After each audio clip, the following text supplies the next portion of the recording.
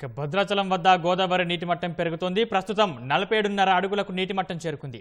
భద్రాచలం వద్ద గోదావరి ఉధృతికి సంబంధించిన వివరాలు మా ప్రతినిధి లింగయ్య ప్రత్యక్ష ప్రసారం ద్వారా అందిస్తారు. సందీప్, భద్రాచలం వద్ద గోదావరి నీటి మట్టం మళ్ళీ క్రమంగా పెరుగుతూ వస్తుంది. రాత్రి వరకు కొంత తగ్గుమేర వరద ప్రవాహం కొనసాగింది. అయితే రాత్రి నుంచి ఎగువ ప్రాంతాల నుంచి భారీగా వస్తున్న వరద ప్రవాహంతో ప్రస్తుతం భద్రాచలం వద్ద గోదావరి నీటి మట్టం క్రమంగా పెరుగుతూ వస్తుంది. ప్రస్తుతం 47.50 అడుగుల వద్ద ప్రస్తుతం గోదావరి నీటి మట్టం కొనసాగుతున్న పరిస్థితి ఉంది. దాదాపు 11,19,000 క్యూసెక్కుల వరద నీరు దిగువ గోదావరికి భద్రాచలం నుంచి దిగువ గోదావరికి విడుదలవుతున్న పరిస్థితి ఉంది. ఎగువ ప్రాంతాల్లో ప్రధానంగా కొంత వర్షాలు తగ్గుముఖం పట్టినప్పటికీ వరద ప్రభావం మాత్రం క్రమంగా కొనసాగుతుంది. ఎగువ ప్రాంతాల నుంచి ముఖ్యంగా శ్రీరామ్ సాగర్ నుంచి ప్రధానంగా వరద పోటెత్తుతుందని ప్రస్తుతానికి తెలుస్తుంది. దాదాపు 6 నుంచి 8 లక్షల క్యూసెక్కుల వరద ప్రవాహం ఎగువ గోదావరి ప్రాంతాల నుంచి భద్రాచలం వద్ద కలుస్తుంది. దీంతో క్రమంగా గోదావరి నీటి మట్టం పెరిగే అవకాశం కనిపిస్తుంది. ఈ సాయంత్రానికి దాదాపు మళ్ళీ 3వ ప్రమాద హెచ్చరిక కూడా జారీ చేసే అవకాశం ఉందని అధికారులు చెప్తున్నారు. 48 అడుగులు దాటితే 2వ ప్రమాద హెచ్చరికను జారీ చేస్తారు. అయితే నిన్నటి నుంచి కూడా వరద ప్రవాహం క్రమంగా కొనసాగుతుండడంతో అధికారులు కొంత 46 అడుగులకు తగ్గినప్పటికి కూడా 2వ ప్రమాద హెచ్చరికను ఉపసంహరించలేదు. ఎందుకంటే ఉదయం నుంచి మళ్ళీ వరద ప్రవాహం పెరుగుతుందన్న ఉద్దేశంతో కొంతమేర ఆంక్షలు విధించిన పరిస్థితి. అయితే అధికారులు అంచనా కరెక్ట్గానే జరుగుతోంది. ఉదయం నుంచి కూడా వరద ప్రవాహం క్రమంగా భద్రాచలం వద్ద పెరుగుతూ వస్తుంది. ఎగువ గోదావరి ప్రాంతాల నుంచి శ్రీరామ్ సాగర్ కావచ్చు, కాళేశ్వరం, మేడిగడ్డ, కడెం ప్రాజెక్టు నుంచి కూడా భారీగా వరద ప్రవాహం వస్తున్న నేపథ్యంలో దాదాపు 8 నుంచి 10 లక్షల క్యూసెక్కుల వరద నీరు భద్రాచలం వద్ద వచ్చే అవకాశం ఉందని చెప్పి సిడబ్ల్యూసి అధికారులు భావిస్తున్నారు. అయితే 53 అడుగులు దాటితే భద్రాచలం వద్ద 3వ ప్రమాద హెచ్చరికను కూడా జారీ చేయనున్నారు. అయితే ఇవాళ సాయంత్రానికి 3వ ప్రమాద హెచ్చరిక కూడా జారీ చేసే అవకాశం ఉందని అధికారులు అంచనా వేస్తున్నారు.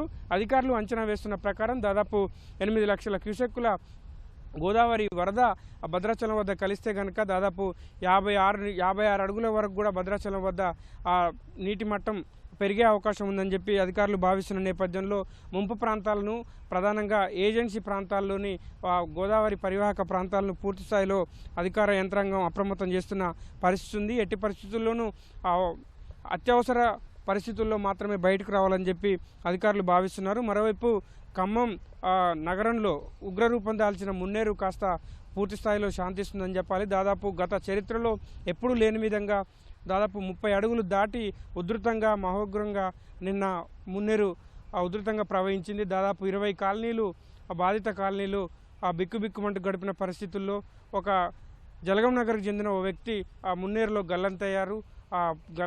ఖమ్మం గ్రామీణ మండలంకు చెందిన జలగం నగర్కు చెందిన యువకుడు గల్లంతయ్యాడు. ఇవాళ ఉదయం అతని మృతదేహం కూడా బయటపడింది, అధికారులు గుర్తించారు. ఈ నేపథ్యంలో ఎక్కడా కూడా ప్రాణ నష్టం లేకుండా చూడాలని చెప్పి అధికారులు భావిస్తున్న పరిస్థితి ఉంది. ప్రధానంగా పునరావాస కేంద్రాలు ఏర్పాటు చేశారు. ఎక్కడైతే పునరావాస కేంద్రాలు ఏర్పాటు చేశారో ముంపు బాధిత ప్రాంతాల ప్రజల్ని కూడా పునరావాస కేంద్రాలకు తరలిస్తూ వాళ్లకు ఎటువంటి ఇబ్బందులు లేకుండా చూస్తామని భరోసా ఇస్తున్న పరిస్థితుల్లో దాదాపు ఖమ్మం జిల్లాలోనే దాదాపు 4,000 మంది వరద బాధితుల్ని పునరావాస కేంద్రాల్లో ఆశ్రయం కల్పించారు. ఒక ఖమ్మం నగరంలోనే 20 కాలనీలకు సంబంధించిన దాదాపు 3,000 మందిని ఖమ్మం నగరంలో ఏర్పాటు చేసిన వివిధ పునరావాస కేంద్రాలకు తరలించారు. అదేవిధంగా భద్రాచలం ఏజెన్సీలో ప్రధానంగా భద్రాచలం, దుమ్ముగూడెం, చెర్ల, అశ్వాపురం, మనుగూరు, పినపాక, గుండాల, ఆళ్లపల్లి, లక్ష్మీదేవిపల్లి, బుర్గంపాడు ఈ మండలాలకు సంబంధించి దాదాపు 18 గ్రామాలు పూర్తిగా వరద ముంపునకు గురైనట్లు అధికారులు గుర్తించారు.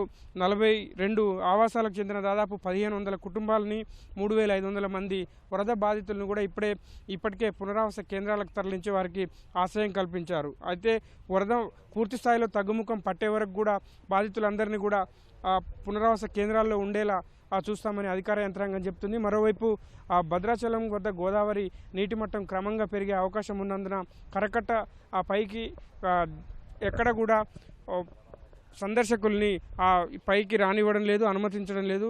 ఇక్కడ మొత్తం పూర్తిగా ఆంక్షలు విధించారు.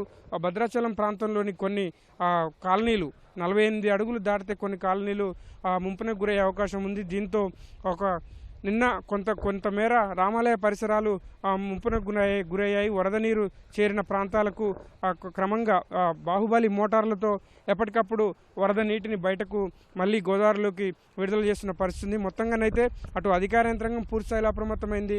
అటు ఏజెన్సీ ప్రాంతాల్లో మాత్రం భారీ వరదలు వర్షాల దాటికి కొంత ప్రజా రవాణా అయితే స్తంభించిందని చెప్పాలి. ఏజెన్సీ ప్రాంతాల్లో ప్రధానంగా రోడ్లు కోతకు గురయ్యాయి. ప్రధాన రహదారుల పైకి భారీగా వరద నీరు చేరడంతో కొంత ఇబ్బందులు అయితే తప్పడం లేదు. ఇంకా ప్రజా రవాణాకు పూర్తిస్థాయిలో రాకపోకలకు పూర్తిగా వరద తగ్గితేనే అవకాశం ఉందని చెప్పి అధికారులు చెప్తున్న పరిస్థితి ఉంది. Over to studio. ధన్యవాదాలు లింగయ్య.